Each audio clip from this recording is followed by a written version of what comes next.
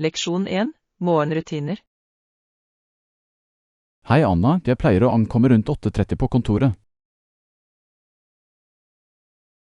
Det er en god tid. Jeg starter klokken 9. Det gir meg en sjanse til å finne meg til rette og forberede meg på dagen. Jeg liker å ha litt rolig tid før maset begynner. Ja, det hjelper meg å fokusere og planlegge oppgavene mine bedre. Morgenrutiner er så viktige for en produktiv dag. Absolutt. De setter tonen for alt som følger. Leksjon 2. London Insights. Hei Anna, visste du at London-området inneholder rundt 12 millioner mennesker? Wow, det er en enorm befolkning. Det må ire av aktivitet. Det er det virkelig, og områdene rundt har flere millioner til. Det er utrolig. London var den første byen som nådde en slik størrelse, ikke sant? Ja, den har en så rik historie og mangfoldig kultur. Jeg vil gjerne utforske alle de forskjellige nabolagene en dag. Samme her. Hver og en har sin egen unike sjarm og historie. Leksjon 3. Valutaveksling. Hei Anna, jeg reiser på jobb denne uken. Vet du hvor valutavekslingsstanden er? Ja. Det er nær hovedinngangen, rett ved siden av kaffebaren.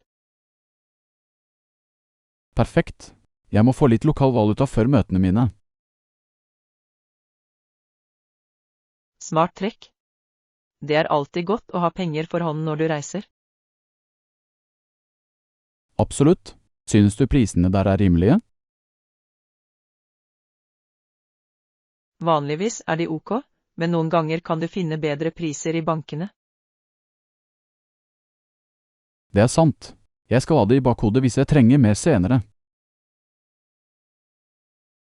Leksjon 4. Økonomisk planlegging. Hei Anna, har du noen gang jobbet med prosjekterte regnskaper? Ja, det har jeg. De er avgjørende for å forutse et selskaps fremtid. Nøyaktig. Det hjelper med å ta informerte beslutninger om budsjetter og investeringer. Høyre. Evaluering av bedriftens ytelse kan lede disse beslutningene. Det er fascinerende hvordan data kan forme en bedriftsstrategi. Definitivt. Nøyaktige anslag kan føre til bedre økonomisk helse. Og det er avgjørende for interessenter å forstå disse anslagene også. Leksjon 5. Hjertevarmende gjestfrihet. Hei Anna, jeg dro nylig til en venns hjem for å spise middag. Det høres så hjertevarmende ut. Hvordan var opplevelsen? Det var deilig. De tilberedte et deilig måltid og fikk meg til å føle meg hjemme. Hadde du noen utfordringer med å komme dit? Bare litt trafikk, men det var verdt det for selskapet. Jeg elsker slike sammenkomster. Å dele måltider bringer folk nærmere. Absolutt. Det er en fantastisk måte å styrke vennskap på. Leksjon 6. Vintermoro. Morgen Anna, har du noen planer om å nyte vinteren i år? Det gjør jeg. Jeg tror jeg skal prøve skøyter igjen. Det er så gøy. Det høres flott ut. Ishockey er også en fantastisk vinteraktivitet. Ja.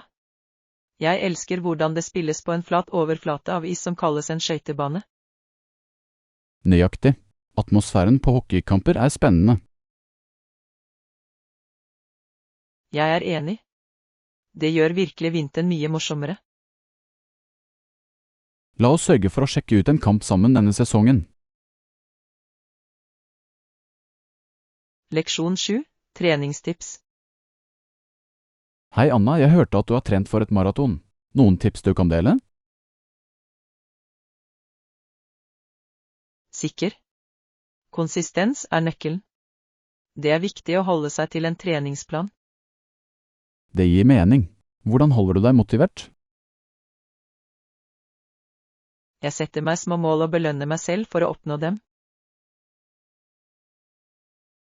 Flott i det. Det er alltid hyggelig å feire fremgang. Å løpe med en gruppe kan også holde deg ansvarlig og gjøre det morsomt. Jeg vil definitivt vurdere det. Takk for råd. Leksjon 8, kunstneriske drømmer. Hei Anna, jeg vil gjerne se kunstverket ditt en dag. Sikker. Jeg kan vise deg noen bilder. Hva slags kunst liker du? Jeg liker virkelig impresjonisme. Fargene og følelsene er så levende. Det er vakkert. Jeg henter ofte inspirasjon fra naturen i arbeidet mitt. Naturen er en flott muse. Har du et favorittverk du har laget?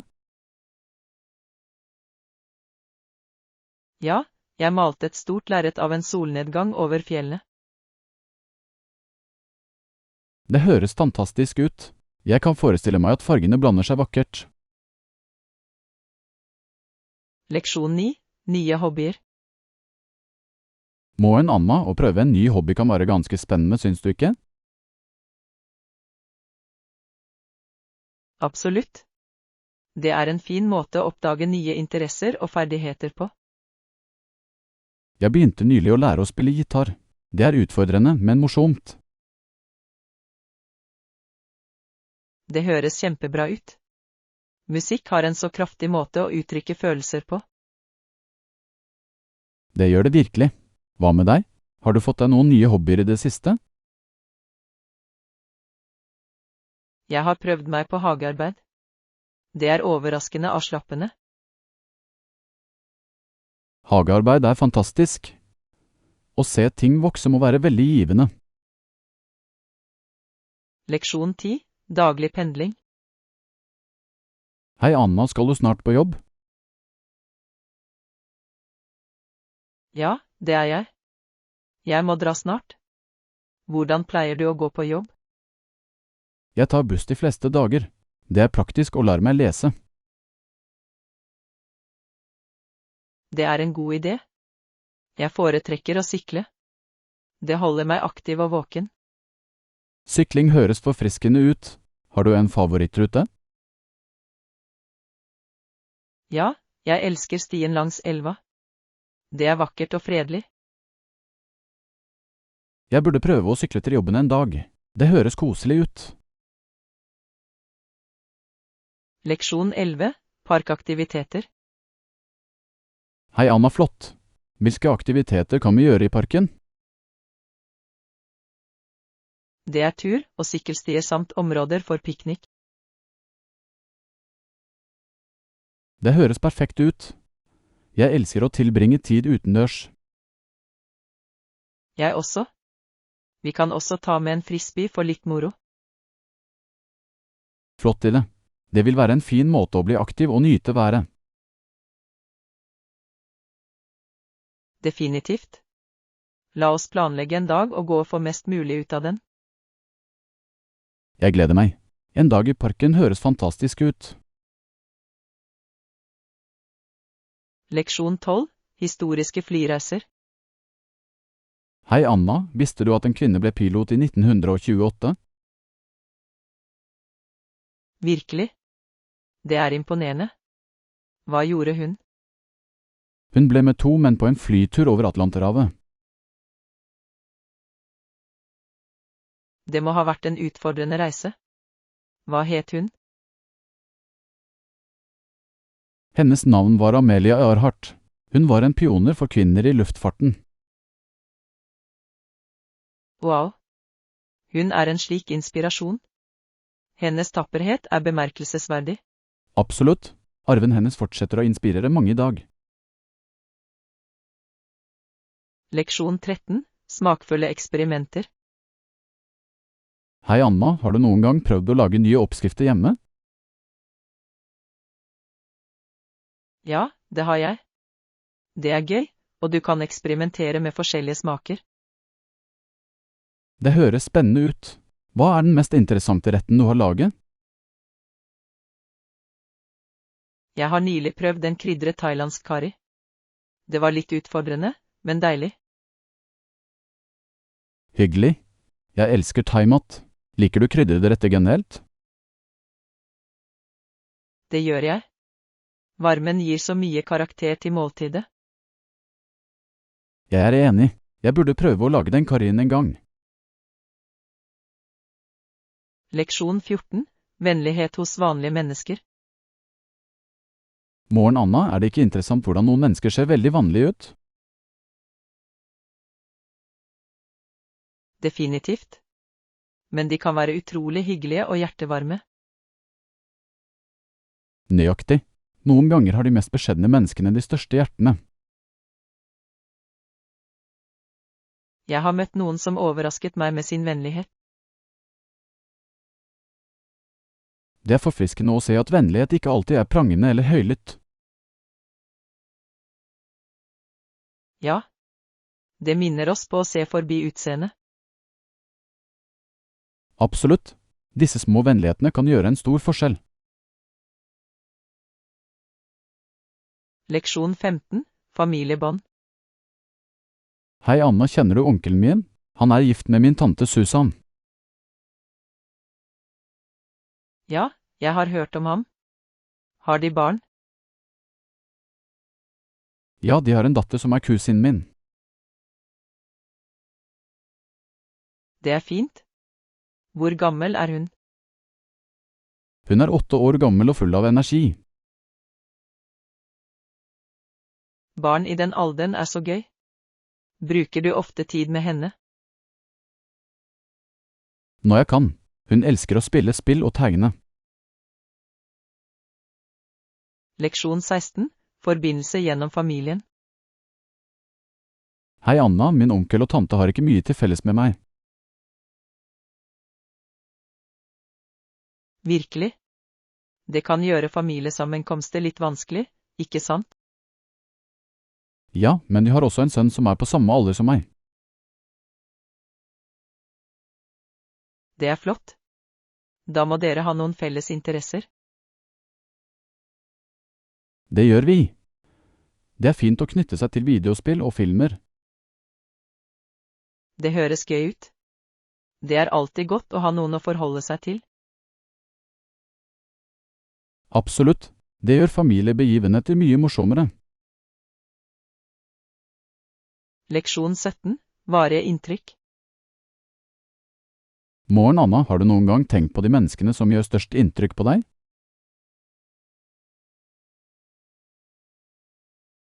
Ja, det er vanskelig å velge bare én. Men jeg vil si at de fargerike personlighetene skiller seg ut. Jeg er enig. Disse livlige karakterene gir ofte så mye energi. Ja. Deres entusiasme kan virkelig lyse opp et rom. Har du en bestemt person i tankene? Jeg tenker på kunstlæreren min. Hun var alltid så oppmuntrende og livlig. Det er fantastisk. Positive påvirkninger kan virkelig forme oss. Leksjon 18. Vannets kraft. Hei Anna, visste du at Svartfå-elver er så brede eller har et slikt vannvolum som Amazonas? Det er fascinerende. Det er den største elven i verden, ikke sant? Ja, det hjelper at det flyter gjennom forskjellige økosystemer og støtter så mye liv. Absolutt. Det biologiske mangfoldet der er utrolig. Hva annet synes du er interessant med det? Jeg elsker hvordan det påvirker klimaet og værmønstrene i Sør-Amerika. Det er sant. Det er utrolig hvordan en elv kan påvirke så mye av miljøet. Definitivt. Det minner oss om naturens kraft og betydning. Leksjon 19, julestemning. Morgen, Anna, du vil ikke tro hva som skjedde i går kveld. Hva var det? Noen karolers kom til døren mens det snødde ute. Det høres magisk ut. Hva sang de? De sto i snøen og sang julesanger for oss. Så deilig. Det må ha skapt en så varm atmosfære. Det gjorde det virkelig. Jeg elsker de spontane øyeblikkene i ferien. Leksjon 20, kafferitualer. Hei, Anna, kverner du kaffen hver morgen? Ja, det gjør jeg. Jeg har en gratkvern. Det lar meg kontrollere grovheten. Det er flott. Nikkværende kaffe gjør en slik forskjell i smak. Absolutt. Jeg elsker aromaen som fyller kjøkkenet også. Hvilken type kaffe lager du vanligvis? Jeg nyter en mørk stek, det er rikt og dristig. Høres perfekt ut. Jeg burde prøve å male min egen kaffe. Leksjon 21, skattefrister. Hei, Anna, er det en frist for å betale skatten i år? Ja, det betales vanligvis før du sjekker inntekten din. Det er godt å vite. Er det noen straff for sen betaling? Ja, det kan komme bøter eller rente hvis du kommer for sent. Da skal jeg sørge for å betale i tide. Smart valg. Å holde seg organisert bidrar til å unngå stress. Nøyaktig. Jeg markerer kalenderen min for å følge med.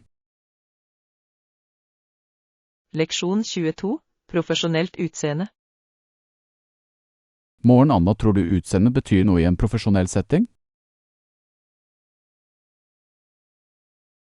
Ja, det gjør det definitivt. Førsteinntrykket er avgjørende. Jeg er enig. Å kle seg riktig kan også øke selvtilliten din. Absolutt.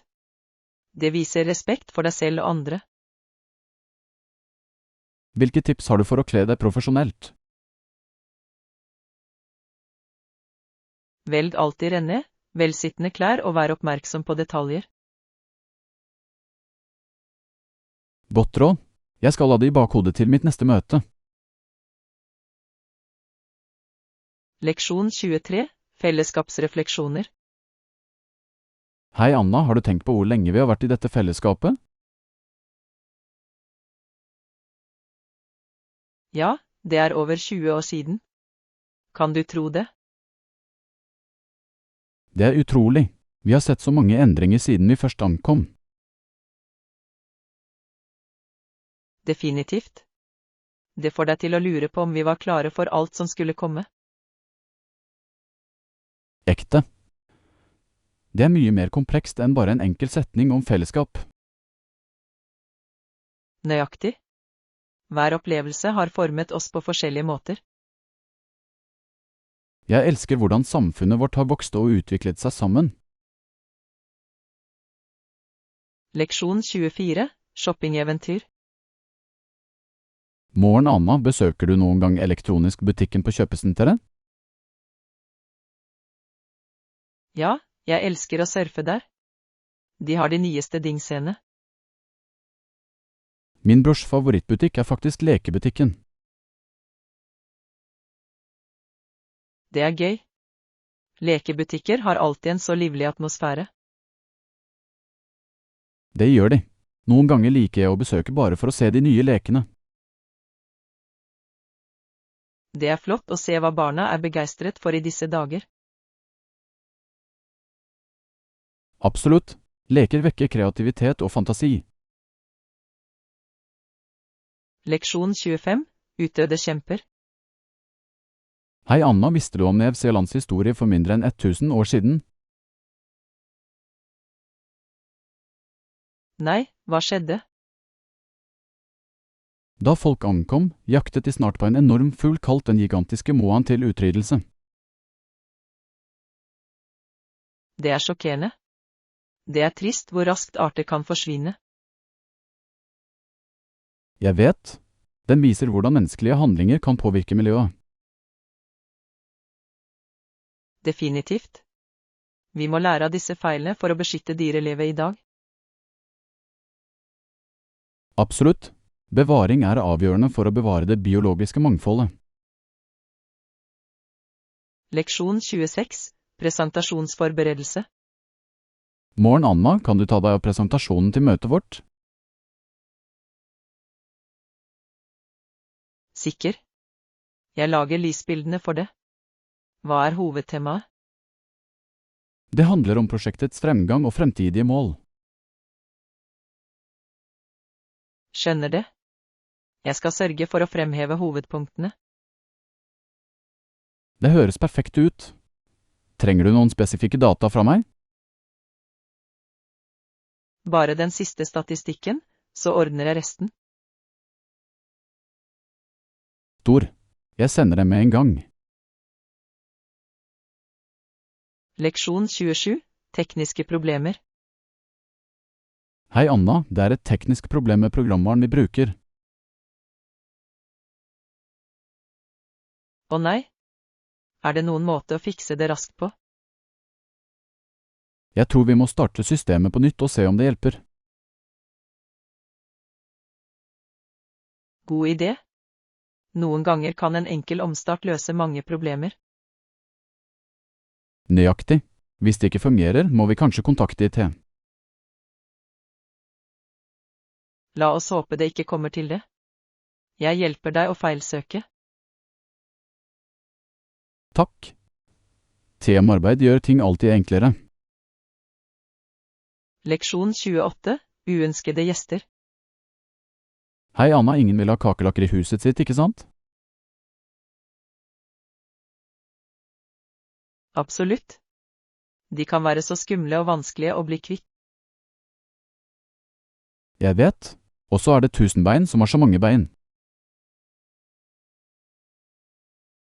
Uff, jeg liker ikke tusenbein heller. De beveger seg så raskt. Høyre. Og lopper kan også være et problem, de kommer lett på kjæledyr. Ja. Å holde huset rent er viktig for å unngå skadedyr. Helt. Regelmessig rengjøring og kontroller kan bidra til å holde dem unna. Leksjon 29. Fotografiets gamle dager. Morgen, Anna, jeg husker da vi måtte bruke film til bilder. Å, det tar meg tilbake. Vi måtte vente på at bildene skulle utvikle seg. Nøyaktig. Det føltes som en overraskelse når du fikk dem tilbake. Ja. Noen ganger ble bildene annerledes enn forventet. Det var en del av moro. Digitale kameraer forandret alt. Det gjorde de. Nå kan vi ta hundrevis av bilder umiddelbart. Ekte. Men det er noe spesielt med trykte minner. Leksjon 30. Historiske perspektiver. Hei Anna, hørte du ordførerens nylige uttalelse? Nei, hva sa han? Han nevnte at en krenkelse ikke bare mot historien, men en krenkelse mot menneskeheten skjedde. Det høres alvorlig ut. Hva var konteksten? Det handlet om en historisk hendelse som påvirket mange liv. Wow, det er mektig. Historien former vår forståelse av nåtiden. Nøyaktig. Vi må lære av fortiden for å skape en bedre fremtid. Leksjon 31. Militærhistorie. Morgen, Anna, jeg leste om noen kraftige våpen brukt i historien. Virkelig? Hva med dem? De mektigste av disse kanonene var stasjonert her, med sikte på å stoppe den allierte fremrykningen. Det er intenst. Militære strategier kan endre historiens gang. Faktisk, det er fascinerende hvordan teknologi påvirker krigføring. Ja, og virkningen det har på sivile blir ofte oversett. Absolutt. Historien lærer oss viktigheten av fred. Leksjon 32, romutforskning. Hei Anna, dette hotellrommet er så behagelig. Det er det virkelig. La oss utforske rommet og se hvilke fasiliteter de tilbyr. God idé. Jeg håper det er en fin utsikt fra vinduet. Ja. Og kanskje et minikjøleskap for snacks. Jeg elsker å ha et koselig sted å slappe av på under turer. Jeg også. Det gjør det mye morsommere å reise. La oss også sjekke ut de andre fasilitetene som treningsstudioet eller bassenget.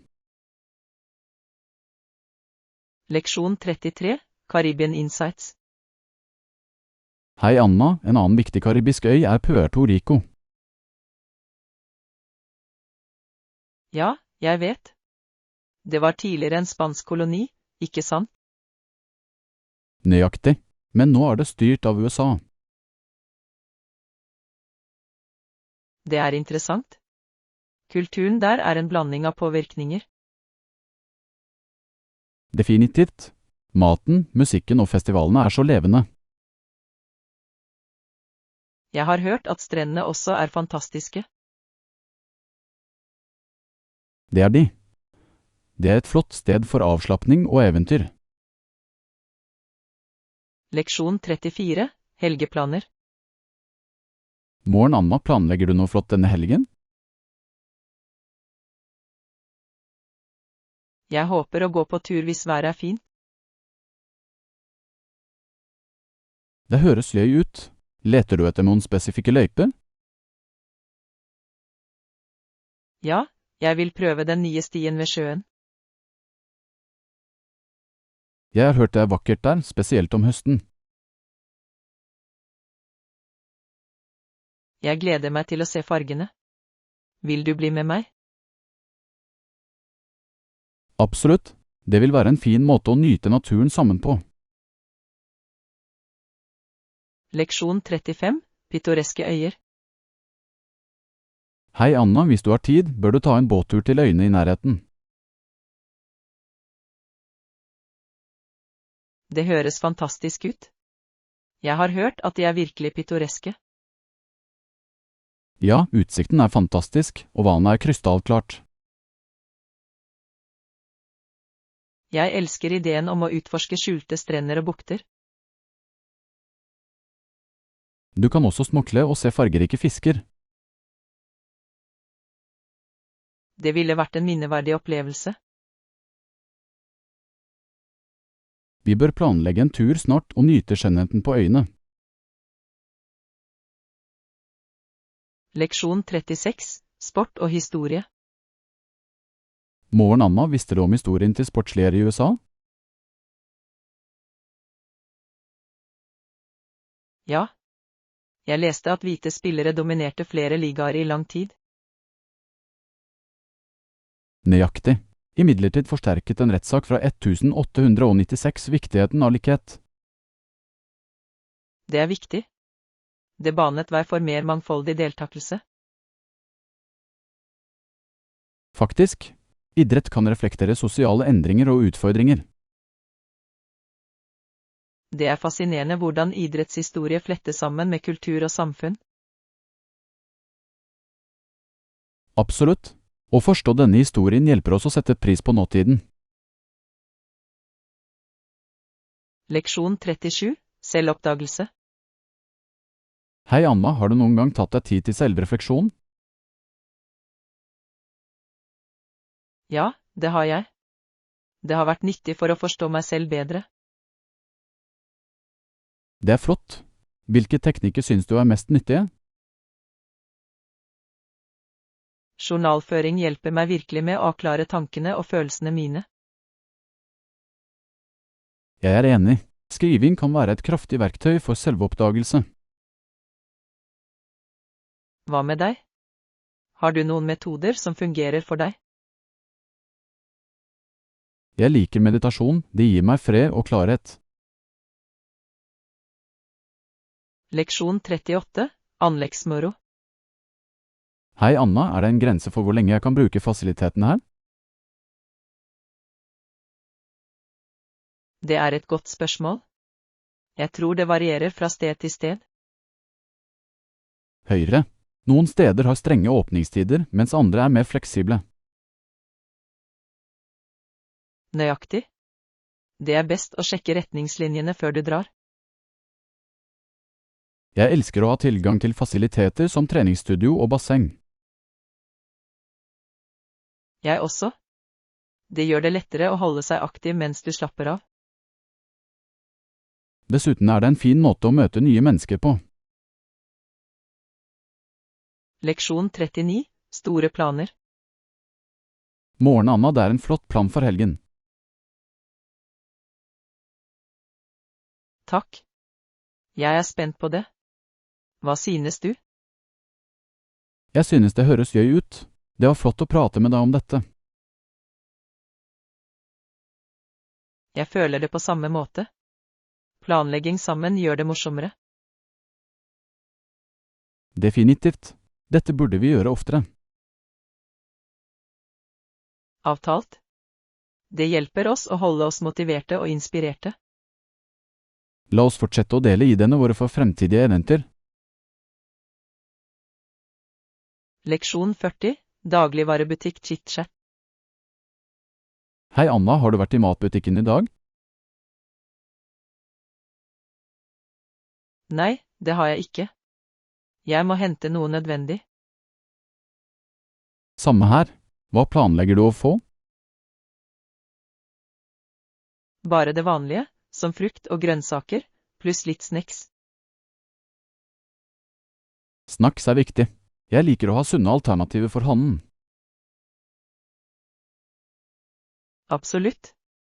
Alt handler om balanse, ikke sant? Nøyaktig.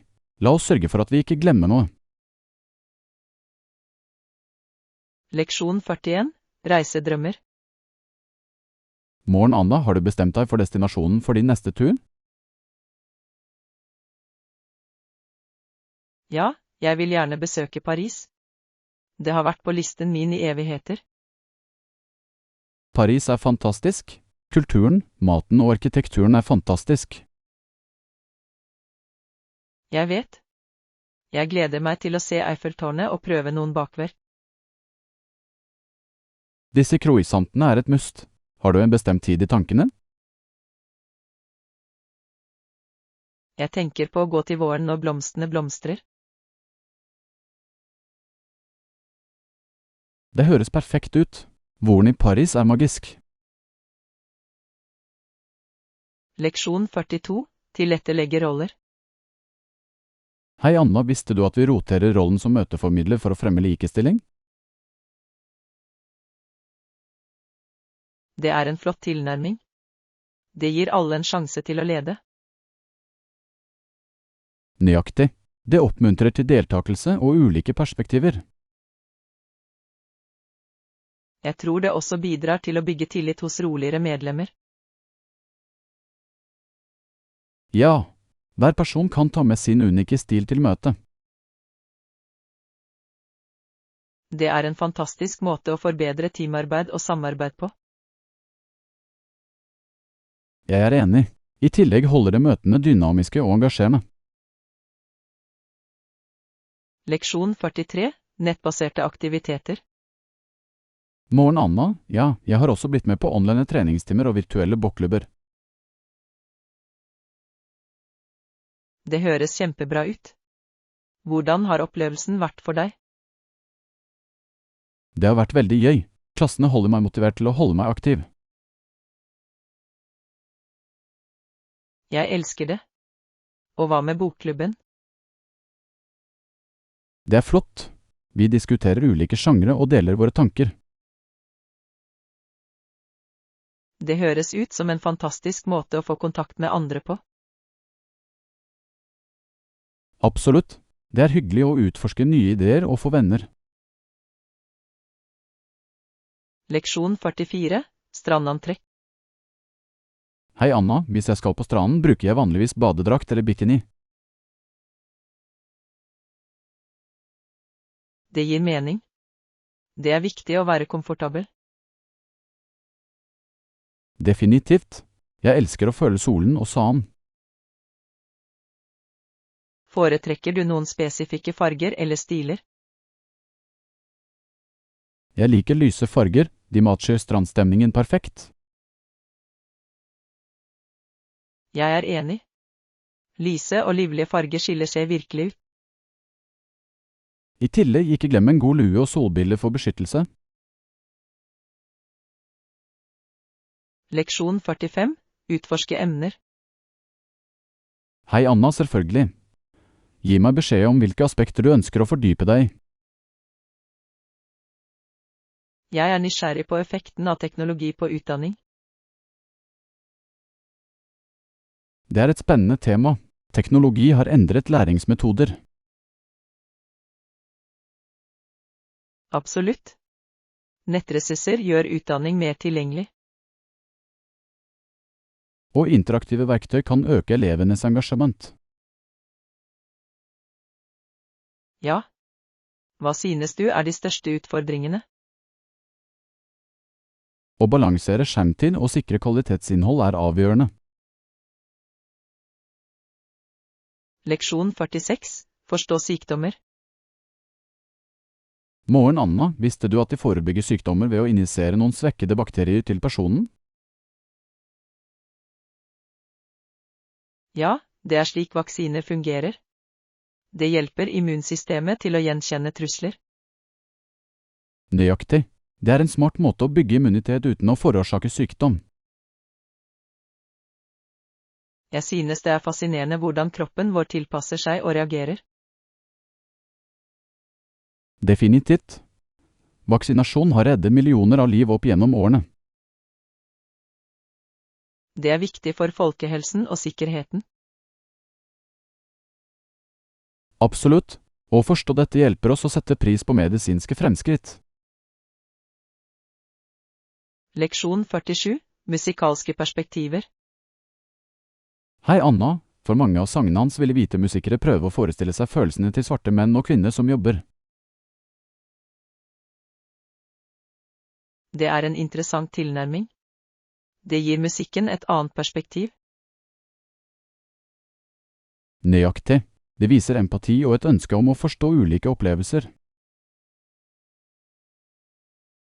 Jeg tror det er viktig for kunstnere å utforske ulike kulturer i arbeidet sitt. Ja, det kan skape kraftige forbindelser og øke bevisstheten. Og musikk gjenspeiler ofte kampene og triumfene til ulike samfunn. Absolutt.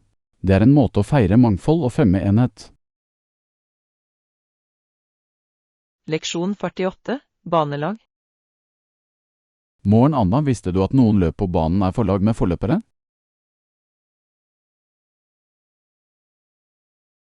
Virkelig. Det høres spennende ut. Hva innebærer det? Lag konkurrerer sammen og sender en stafettpinne under stafettløp. Det må kreve god koordinering og teamarbeid. Definitivt. Hver løper må stole på lagkameratene sine. Det er utrolig hvordan strategi spiller en rolle i disse løpene. Nøyaktig. Hvert brøkdel av sekundet teller for å oppnå seier. Leksjon 49, ferdigheter for å lykkes. Hei Anna, evner til å tenke og løse problemer er avgjørende i dagens verden. Det er sant. De hjelper oss å takle utfordringer effektivt. Høyre. Utdanning spiller en nøkkelrolle i utviklingen av disse ferdighetene. Jeg er enig. Engasjerende aktiviteter gjør læring mer effektfull. I tillegg oppmuntrer det til kreativitet og kritisk tenkning. Ja, Dette er viktige ferdigheter for å lykkes på alle felt. Absolutt. Det er spennende å se hvordan utdanningen utvikler seg. Leksjon 50, mote og funksjon. Hei Anna, jeg liker denne, den er lett og stilig. Perfekt valg. Det ser behagelig ut for trening. Trenger du noe treningsutstyr som matcher? Ja, jeg har tenkt på å skaffe meg noen nye sko. God idé. Riktige sko kan utgjøre en stor forskjell. Nøyaktig. De støtter føttene dine under trening. I tillegg kan stilige sko øke selvtilliten din mens du trener. Leksjon 51, støtte idrettsutøvere. Morgen Anna, visste du at organisasjoner gir midler til idrettsutøvere med høy ytelse? Det er flott. Det hjelper dem å fokusere på trening og konkurranse. Nøyaktig. Mange idrettsutøvere er avhengige av sponsing for støtte. Det er viktig for de som trener til de olympiske leker. Ja, de bruker så mye tid og krefter på sporten sin. Å ha økonomisk støtte kan lette stresset deres. Absolutt. Det lar dem prestere på sitt beste på verdenskinen. Leksjon 52, minner om ferskenplukking. Hei Anna, vi ville ende opp med en stor kurv med fersken når vi kom hjem. Det høres deilig ut. Gjorde moren din noe spesielt med dem? Ja, hun ville vaske dem og lage ferskenskomaker. Jeg elsker ferskenskomaker. Det er en så trøstende dessert. Nøyaktig. De varme ferskhendene med flassende skorper er uimotståelige. Har du hjulpet henne på kjøkkenet?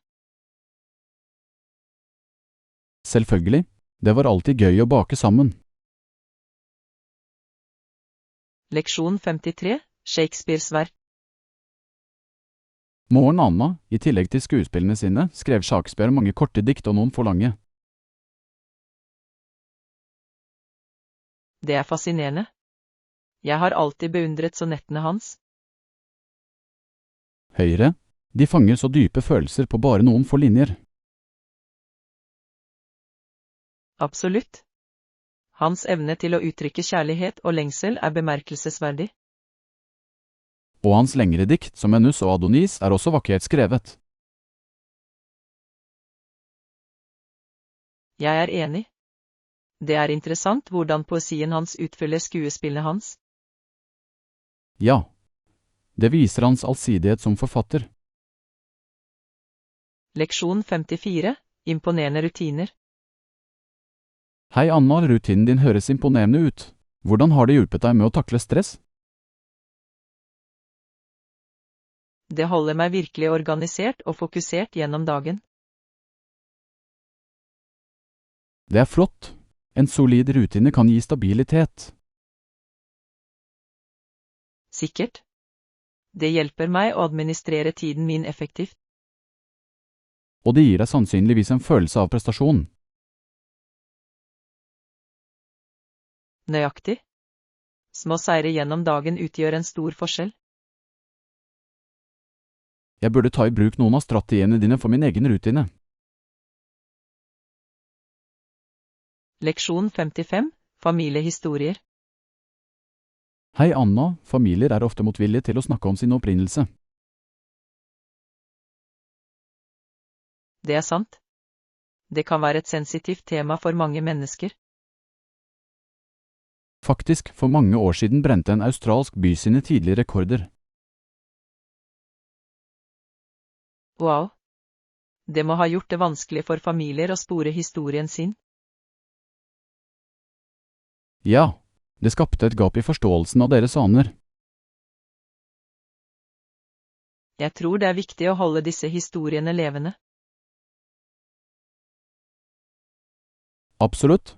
Vår opprinnelse former hvem vi er i dag. Leksjon 56. Vise ferdigheter. Morgen, Anna, jeg har oppdatert CV og portefølje. Det er smart. Hvilke ferdigheter og erfaringer trekker du frem? Jeg fokuserer på mine prosjektledelse og teamarbeidsevner. Det er verdifulle ferdigheter. Har du inkludert noen spesifikke prosjekter? Ja, jeg la til detaljer om å lede en vellykket markedsføringskampanje. Det høres imponerende ut. Å vise frem ekte eksempler er veldig effektivt. Jeg er enig. Det gjør at søknaden min skiller seg ut. Leksjon 57. Viktig markedsføring. Hei Anna, å utvikle markedsføringsstrategier er avgjørende for å selge produkter. Absolutt. Det innebærer å forstå kundenes behov og preferanser. Høyere. Å levere kvalitetsprodukter er like viktig som å markedsføre dem. Nøyaktig. Og god service forbedrer den generelle kundeopplevelsen. I tillegg kan å betale for produkter effektivt bygge kundelojalitet. Ja. Fleksible betalingsalternativer kan tiltrekke seg flere kjøpere. Alt handler om å skape en sømløs prosess for kundene. Leksjon 58. Business Insights. Morgen, Anna, la du merke til at de fleste aviser har en forretningsseksjon? Ja. Det er fascinerende å se de siste markedstrendene og innsiktene. Nøyaktig. Denne delen gir verdifull informasjon for investorer. Og den dekker ofte økonomiske nyheter som påvirker hverdagen. Ekte. Å forstå disse faktorene kan hjelpe oss med å ta informerte beslutninger. Det er også interessant å se hvordan bedriftene presterer. Absolutt. Bedriftsnyheter holder oss oppdatert på markedslandskapet. Leksjon 59. Gjenoppretting etter kirurgi. Hei Anna, jeg blir overrasket når jeg våkner og innser at operasjonen er over. Det er forståelig. Det kan være en lettelse å vite at det er gjort. Halsen min vil gjøre vondt, og jeg vil sannsynligvis ikke føle meg veldig bra i begynnelsen. Gjenoppretting kan være vanskelig, men det er viktig å ta det med ro. Ja, jeg må følge legens råd nøye. Hydrering og hvile vil være nøkkelen under restitusjonen. Nøyaktig. Jeg håper å føle meg bedre snart. Leksjon 60. Kostnadsanalyse. Hei Anna, når du vurderer et prosjekt, vil det være hensiktsmessig å analysere kostnadene. Det er et smart trekk. Å forstå utgifter hjelper med budsjettering. Nøyaktig. Vi bør se på både faste og variable kostnader. Og det er viktig å vurdere potensielle risikoer også. Høyre. En grundig analyse kan forhindre uventede overraskelser. I tillegg hjelper det med å ta informerte beslutninger om investeringer. Absolutt. Klar økonomisk forståelse er avgjørende for suksess. Leksjon 61. Kvalitetskunstrekvisita. Morgen, Anna, har du prøvd å bruke akrylmaling og skissebøker? Ja. De er av høy kvalitet og ypperlige for ulike prosjekter. Jeg elsker hvor allsidig akryl er for både nybegynnere og profesjonelle. Nøyaktig. De tørker raskt og gir livlige farger. Og gode skissebøker kan virkelig forbedre tegneopplevelsen. Ekte. Riktig papir utgjør en stor forskjell i det endelige kunstverket. Jeg er enig.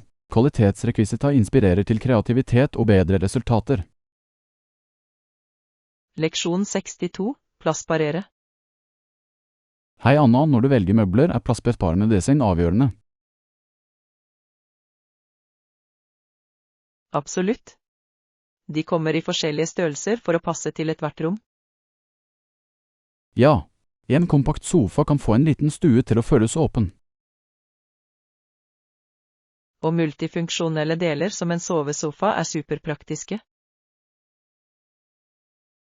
Nøyaktig. De maksimerer plassen uten å ofre komfort. I tillegg holder smarte oppbevaringsløsninger alt organisert. Det er utrolig hvordan gjennomtenkt design kan forvandle et rom. Leksjon 63, lære å lese. Moren Anna, jeg leste om en arbeider som ikke visste hvordan han skulle lese eller skrive. Det er en tøff situasjon. Lesekunnskap kan virkelig forandre liv. Ja, han følte at en lignende transformasjon kunne skje for andre. Utdanning åpner for så mange muligheter for personlig vekst. Nøyaktig. Det gir enkeltpersoner mulighet til å forfølge drømmene sine. Og det er med på å bygge selvtillit i hverdagen. Absolutt. Alle fortjener en sjanse til å lære og vokse.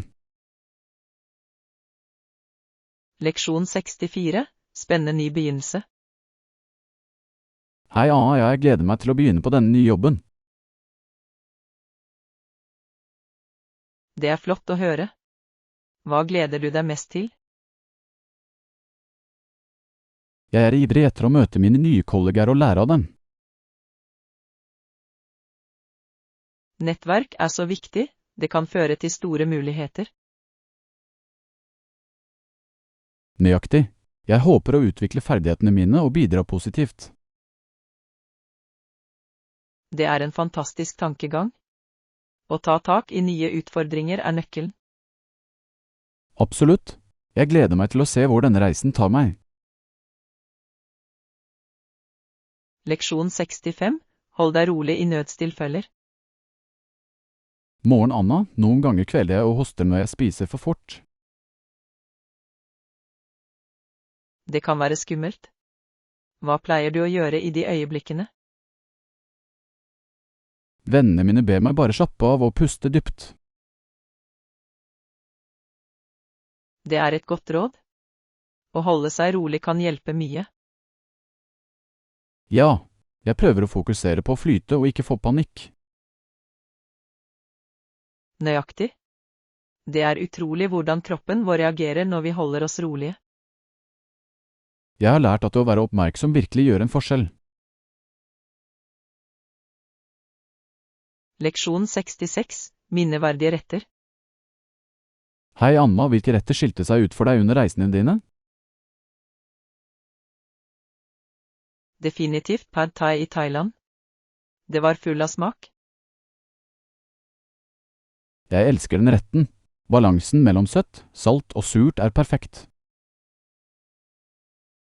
Og de ferske ingrediensene gjør det så hyggelig. Hva med andre retter? Noen favoritter fra forskjellige land? Og, jeg elsket også banh mi i Vietnam, det er så deilig. De smørbrødene er fantastiske. Kombinasjonen av smaker er utrolig. Leksjon 67, å gjøre en forskjell. Hei Anna, har du hørt om frivillige organisasjoner som jobber i Afrika og Asia? Hei John, ja. De gjør en utrolig jobb for å forbedre liv. Nøyaktig. De fokuserer på utdanning, helse og økonomisk utvikling. Det er så viktig. Mange lokalsamfunn drar nytte av deres innsats. Likevel er det så mye mer å gjøre. Ekte. Bevissthet er nøkkelen til å støtte disse initiativene. Jeg er enig. Det er inspirerende å se folk hjelpe andre globalt. Definitivt. Hver liten bit er med på å skape positiv endring. Jeg vil gjerne være med på en eller annen måte. Leksjon 68, melvalg til baking. Hei Anna, jeg har eksperimentert med forskjellige typer mel til baking. Hei John, det høres gøy ut. Hvilken synes du fungerer best for informasjonskapsler? Jeg har hørt universalmel fungerer bra. Hva synes du? Absolutt. Det gir kakene en fin tekstur. Har du prøvd det ennå? Ikke ennå, men jeg er spent på å se hvordan de blir. Du kan også vurdere å bruke kakemel for en mykere kake. Det er en god idé. Jeg visste ikke at det kunne gjøre en forskjell. Det kan det virkelig. Hvert mel har unike egenskaper som påvirker sluttproduktet. Jeg må eksperimentere med begge deler og se hva jeg foretrekker. Det er den beste måten å finne det ut på.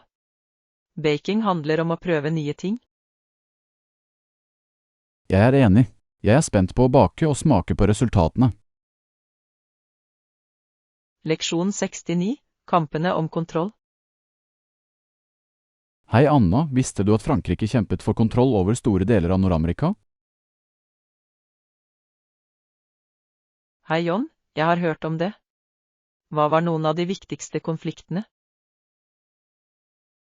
Mange tragedier og katastrofer preget denne konflikten, spesielt på 1700-tallet. Interessant. Hva var noen store begivenheter i løpet av den tiden? Den franske og indiske krigen var en betydelig krig og formet territorielle krav. Det stemmer. Det var et sentralt øyeblikk i Nord-Amerikas historie. Etterspillet førte til endringer i maktdynamikken mellom Frankrike og Storbritannia. Ja, og det påvirket hvordan koloniene utviklet seg senere. Det er fascinerende hvordan historiske kamper har formet moderne nasjoner. Leksjon 70, enkle måltider. Hei Anna, jeg har prøvd å lage måltider som er enkle, men likevel næringsrike. Hei John, det er en flott tilnærming. Hva har du laget mat? Jeg har fokusert på raske røre og salater. De er perfekte. Har du noen favorittingredienser? Jeg elsker å tilsette masse grønnsaker og litt protein som kylling eller tofu. Det høres deilig ut. Har du andre oppgaver før du reiser ut? Bare matlaging for uken. Det sparer tid og holder meg på sporet. Smart. Planlegging fremover gjør sunn mat mye enklere. Jeg er enig. Dessuten er det tilfredsstillende å ha alt klart. Leksjon 71, evaluering av kolleger. Hei Anna, jeg vet hva du mener med å evaluere kolleger. Det kan være delikat. Hei John, ja, det er viktig å være rettferdig og konstruktiv. Definitivt. Hvordan forholder du deg til å gi tilbakemelding? Jeg prøver å fokusere på konkrete eksempler og komme med forslag til forbedringer. Det er en flott metode. Det hjelper personen til å forstå hva han skal jobbe med. Nøyaktig. Det handler om å oppmuntre til vekst i stedet for bare å påpeke feil. Jeg tror det er nøkkelen å skape et støttende miljø. Sikkert. Vi bør alle føle oss komfortable med å dele ideer og tilbakemeldinger. Oppmuntring kan virkelig øke moralen og produktiviteten på arbeidsplassen.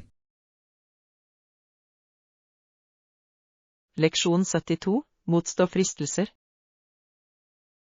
Hei Anna, jeg har tenkt på forbrukervaner i det siste. Hei John, jeg også.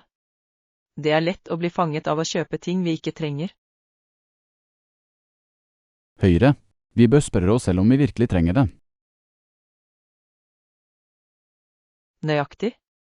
Det er viktig å vurdere kjøpene våre nøye. La oss oppmuntre hverandre til å motstå unødvendige kjøp. Det er en god idé.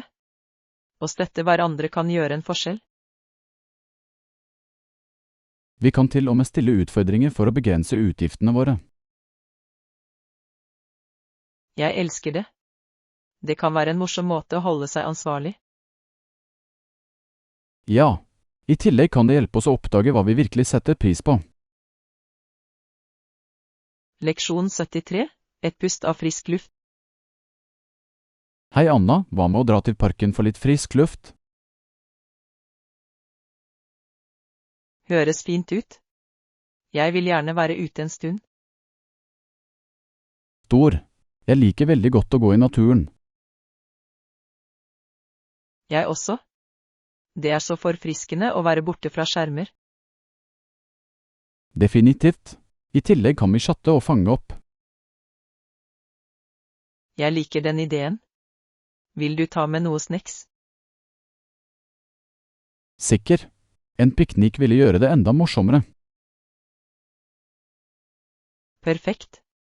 Jeg kan pakke litt frukt og smørbrød. Kjempebra.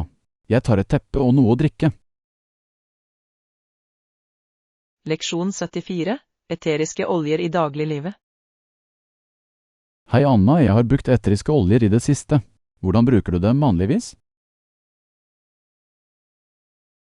Hei John, jeg elsker å bruke dem for å slappe av. Lavendel er min favoritt. Det høres beroligende ut. Jeg har brukt peppermynte for energi.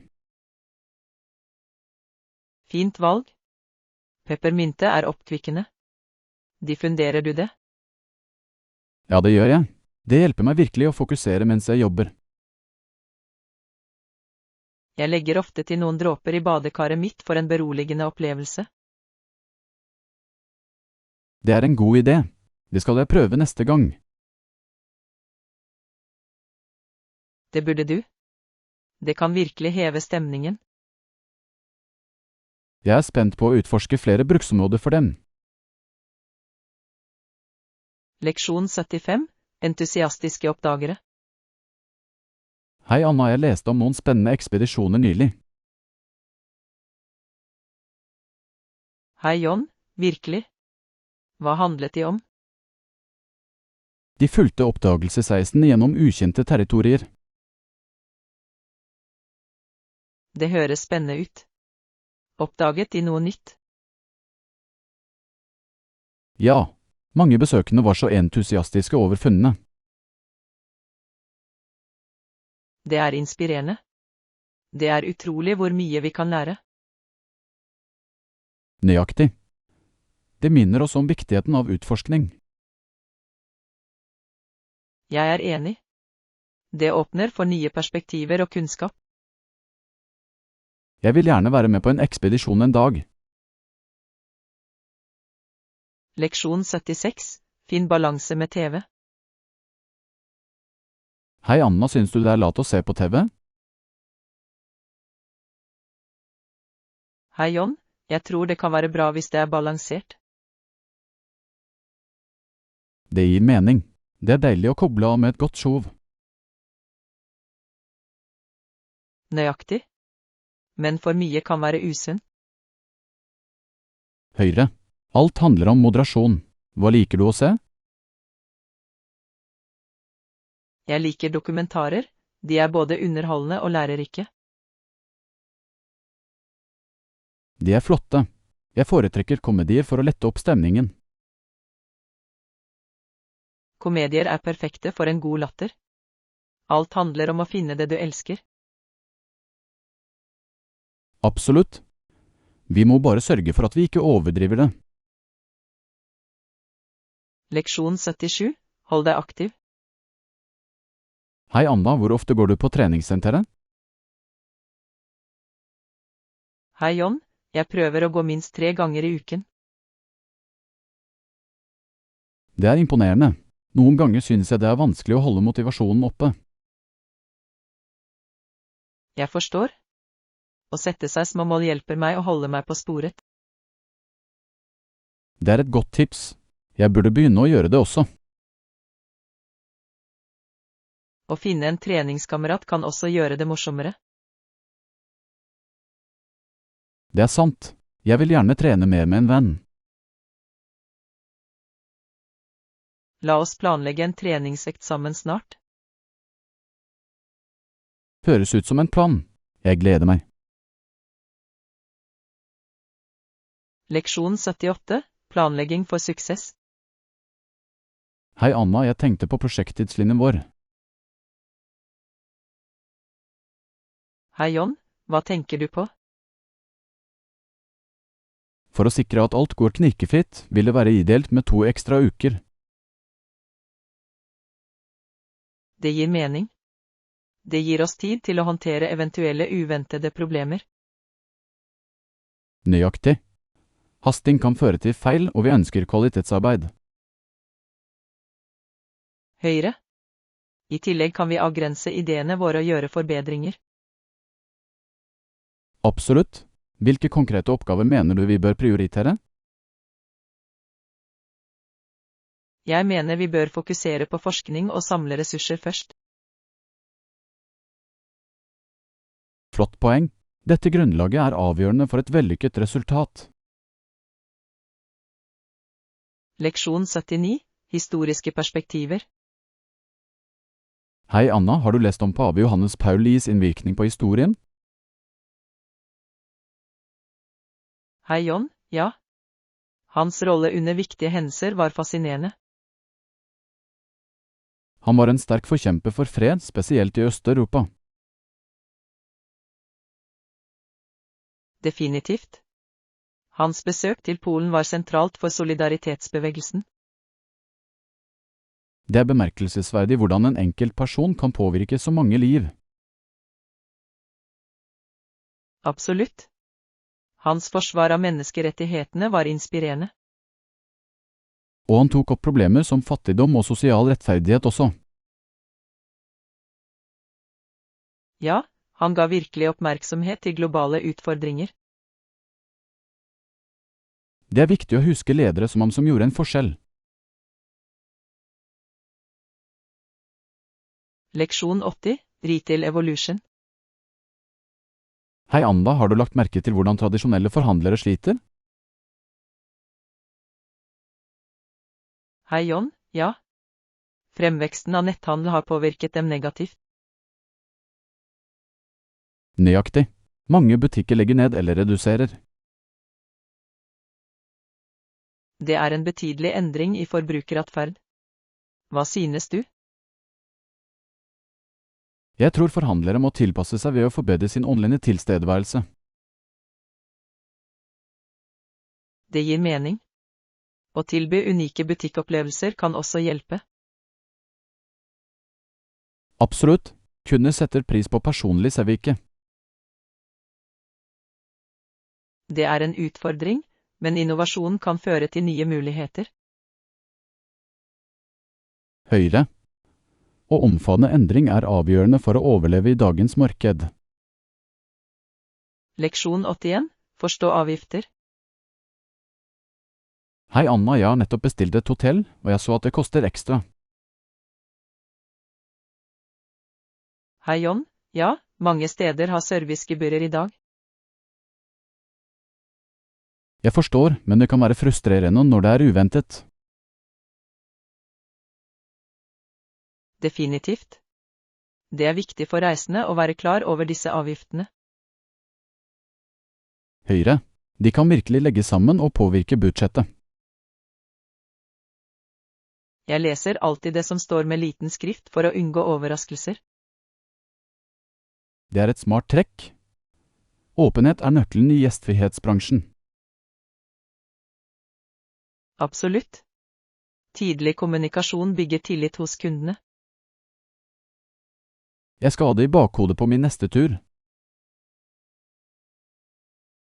Leksjon 82, globaliseringens innvirkning.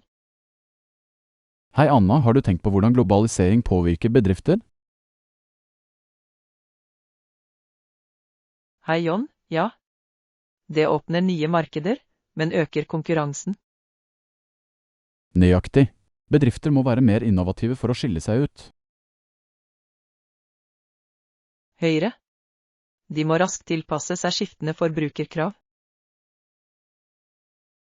Og kulturelle forskjeller kan også påvirke markedsføringsstrategier. Absolutt. Å forstå lokale preferanser er avgjørende for suksess. Det er et komplekst landskap, men det er mange muligheter. Ja.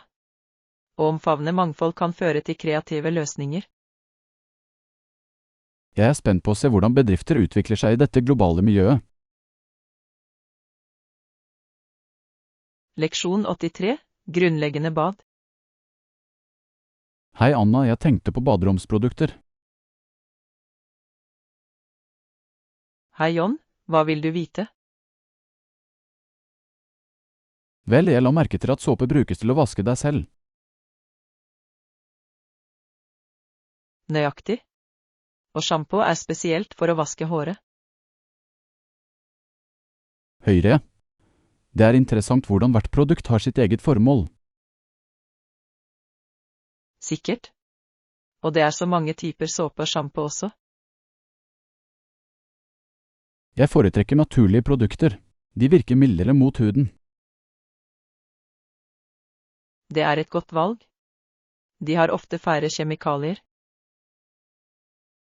Nøyaktig.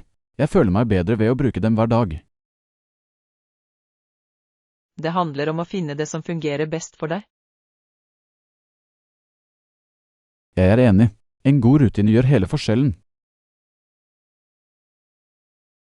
Leksjon 84, reiseopplevelser.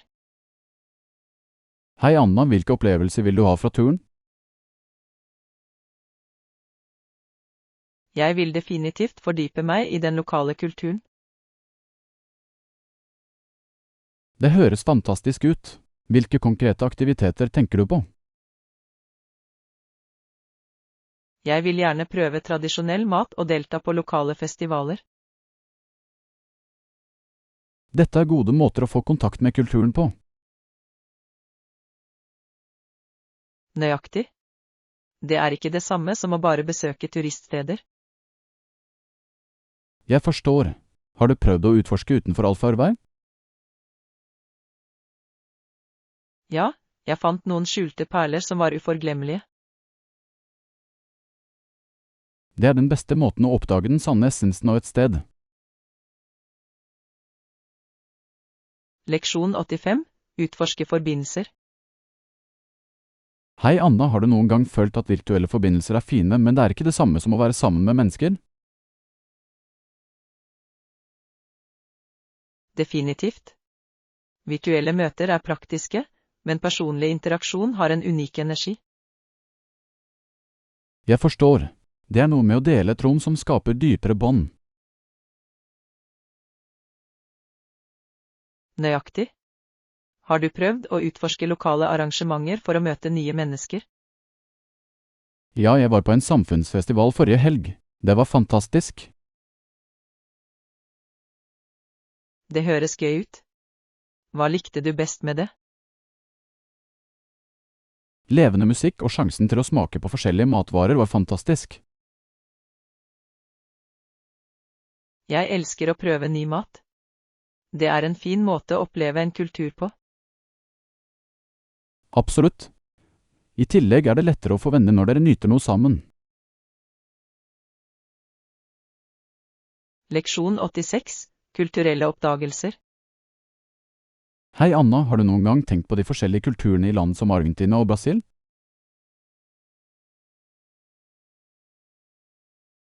Absolutt. Hvert sted har sine egne unike tradisjoner og skikker. Høyre. Jeg synes det er fascinerende hvordan mat spiller en så stor rolle i kulturell identitet. Ja. I Italia, for eksempel, er måltider ofte en familieanliggende, full av glede og tilknytning. Og i Frankrike er servering nesten en kunstform. Alt handler om å nyte opplevelsen. Nøyaktig. Hvert land har sin egen måte å feire mat og fellesskap på. Hva med Tyskland? Festivalene deres, som Oktoberfest, handler om å bringe folk sammen. Det er sant. Og Nederland har fantastiske tradisjoner knyttet til kunst og historie. Det er utrolig hvordan reiser kan åpne øynene våre for disse forskjellige kulturene. Leksjon 87. Ta valg. Hei Anna, jeg har tenkt på en viktig avgjørelse jeg må ta. Hei John, hva tenker du på? Jeg prøver å velge mellom 2 jobbtilbud, og det er tøft. Det høres utfordrende ut. Har du laget en liste over fordeler og ulemper for hver? Ja, det gjorde jeg. Det hjelper å se alt klart. Det er en smart tilnærming. Å ta deg tid er avgjørende for en stor beslutning. Nøyaktig. Jeg vil være sikker på at jeg veier alternativene mine nøye. Du vil definitivt ta det riktige valget hvis du vurderer hva som betyr mest for deg. Jeg håper det. Jeg vil bare velge en vei som føles riktig for fremtiden min. Leksjon 88. Feriebudsjettering. Hei Anna, la oss sette et rimelig budsjett for ferien slik at vi kan nyte den uten å bruke for mye. Det er en smart idé. Hvor mye mener du vi bør bevilge? Jeg tenkte på å dele det opp i kategorier som overnatting, mat og aktiviteter. Flott tilnærming. Det hjelper å se hvor pengene våre vil gå. Nøyaktig.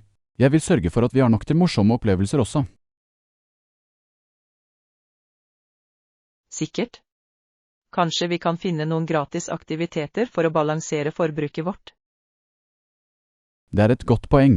Å utforske lokale parker eller markeder kan være hyggelig og rimelig.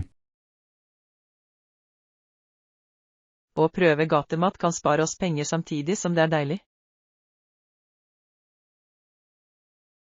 Absolutt. Med en solid plan kan vi ha en fantastisk tur uten økonomisk stress. Leksjon 89. Tennislegender. Hei Anna, har du hørt disse triste historiene om siste del av Borgs karriere? Ja, det har jeg. Til tross for det var han en så viktig skikkelse i moderne tennis. Absolutt. Hans stil og ynne på banen var uovertruffen. Og han forandret virkelig hvordan folk så på sporten, gjorde han ikke? Sikkert. Selv etter at han gikk av med pensjon forble hans innflytelse sterk. Det er interessant hvordan idrettsutøvere kan legge igjen en arv som varer utover karrieren. Nøyaktig. Borgs dedikasjon til spillet inspirerte mange fremtidige spillere. Og hans rivalisering med McEnroe tilførte så mye drama til tennishistorien. Definitivt. Disse kampene er legendariske og snakkes fortsatt om i dag. Leksjon 90. Et naturskjønnretrett. Hei Anna, visste du at innsjøen har vært jevn hele den lange sommersesongen? Virkelig. Det høres vakkert ut. Hvilken innsjø snakker du om? Jeg sikter til Niagara-on-Telake. Det ble kåret til et av de beste stedene i 1996. Jeg har hørt at den har fantastisk utsikt og flotte vingårder. Ja. Det er perfekt for en avslappende ferie, spesielt om sommeren. Jeg vil gjerne besøke og nyte noen utendørsaktiviteter ved vannet. Det burde du. Det er flotte stier for fotturer og sykling også. Leksjon 91. Matvalg. Hei Anna, hva har du lyst til å spise i dag? Jeg er i humør for noe annet. Hva med kinesisk mat? Flott idé. Jeg elsker kinesisk mat. Hva er favorittretten din? Jeg kan ikke motstå dumplings. De er så deilige. Dumplings er fantastiske. Når er det praktisk for deg å gå? Hva med denne kvelden? Vi kan prøve den nye restauranten i sentrum. Perfekt. Jeg har hørt fantastiske ting om menyen deres. Leksjon 92. Nostalgiske minner. Morgen, Anna, jeg tror jeg fant noen gamle familiebilder nylig. Virkelig? Hva oppdaget du? Det var noen bilder av min mor da hun var yngre. Det høres spennende ut. Hvordan var hun da? Hun hadde en så unik stil. Jeg kan ikke tro at hun hadde på seg sånne antrekk. Det er fascinerende å se hvordan motet endrer seg med årene. Ja, det fikk meg til å tenke på historiene bak hvert bilde. Leksjon 93. Reisetiming. Hei Anna, jeg er lettet over at vi allerede har vært gjennom sikkerhetskontrollen tidligere. Ja, det var glatt. Jeg er glad vi har nok tid til å gå ombord på flyet. Nøyaktig. Jeg hater å skynde meg i siste liten. Det gjør meg alltid engstelig. Jeg også. Det er deilig å ha litt tid til å slappe av før flyturen. Har du noen planer for hva du skal gjøre mens vi venter? Jeg kan ta en matbit og lese en bok. Hva med deg? Jeg kommer nok bare til å nyte utsikten og kanskje høre på litt musikk. Leksjon 94. Vakre reisemål. Hei Anna, har du sett de stedene med klart blått vann? Ja. Det høres fantastisk ut. Jeg elsker å slappe av på stranden ved vannet. Jeg også. Det er noe så beroligende med havet. Jeg er enig. Det er den perfekte flukt fra hverdagen. I tillegg er solnedgangene ved vann fantastisk. Absolutt. Jeg kunne sitte og se på dem i timevis. Vi bør planlegge en tur til en vakker stranddestinasjon snart. Leksjon 95. Bestilling av reiser. Morgen Anna, bestillingsprosessen var så jevn. Det er flott å høre. Nå som du har bestilt, hvor mye kostet det? Det var rimelig, spesielt med tanke på plasseringen. Det er bra. Å finne et godt tilbud gjør reisen enda bedre. Definitivt. Jeg føler meg alltid fullført når jeg finner et kupp. Det gjør at turen føles mer spesiell når du sparer penger. Nøyaktig. Det gjør at vi kan bruke mer på opplevelser mens vi reiser. Leksjon 96. Miljøbevissthet.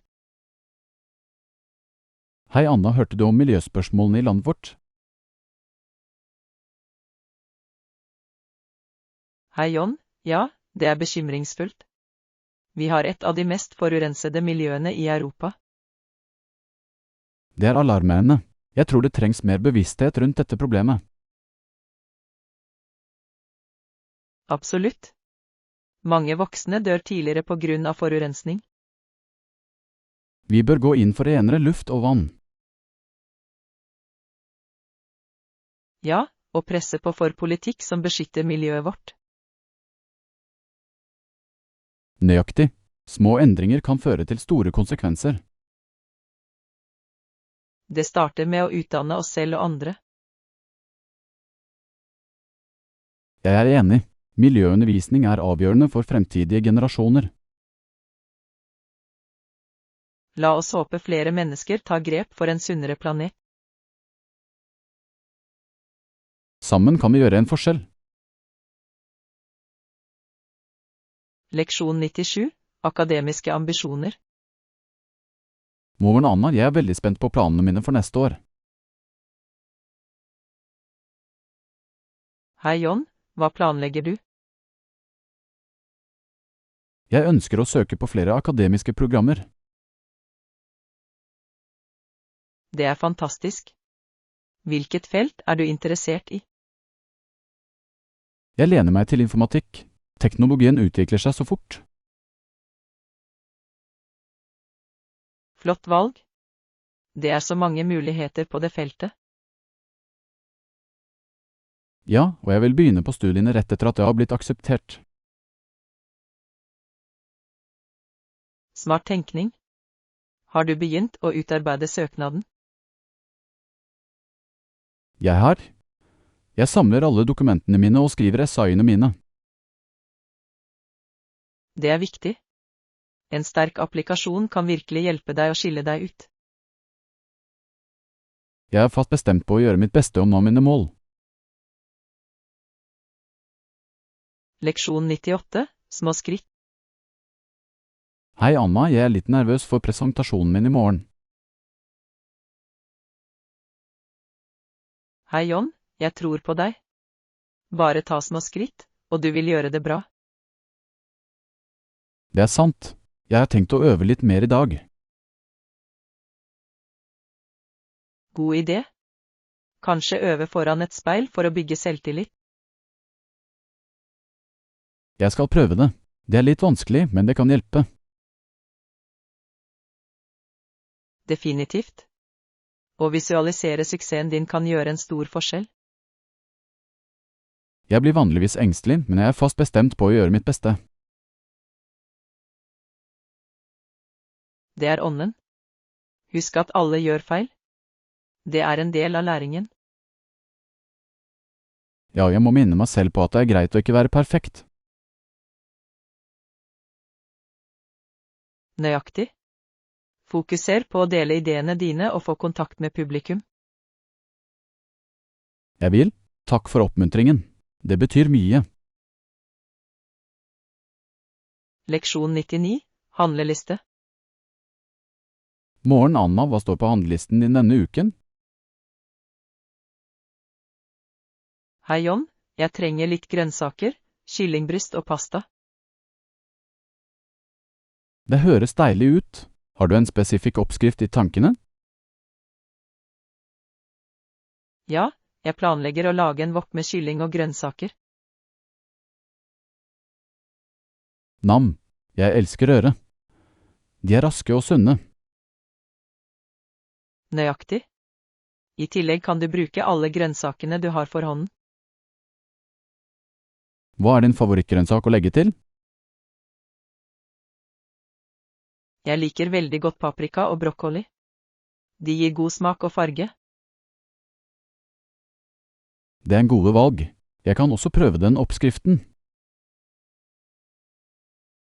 Det burde du. Det er enkelt, og du kan tilpasse det etter din smak. Jeg skal definitivt prøve det denne uken.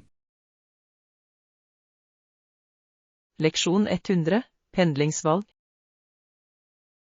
Hei Anna, har du tenkt på pendlingsmulighetene dine i det siste? Hei John, ja. Jeg vurderer å skaffe meg en sykkel for daglig pendling. Det er en god idé. Sykler er pålitelige og kostnadseffektive. Nøyaktig. I tillegg vil det hjelpe meg å holde meg i form og redusere karbonavtrykket mitt. Har du en bestemt sykkel i tankene? Jeg ser på hybridsykler siden de er allsidige for bykjøring. Godt valg. De er også komfortable for lengre turer. Ja, og jeg kan bruke den til ærend også. Det høres perfekt ut. Har du tenkt på sikkerhetsutstyr? Definitivt. Hjelm og lys er avgjørende for sikkerheten. Absolutt.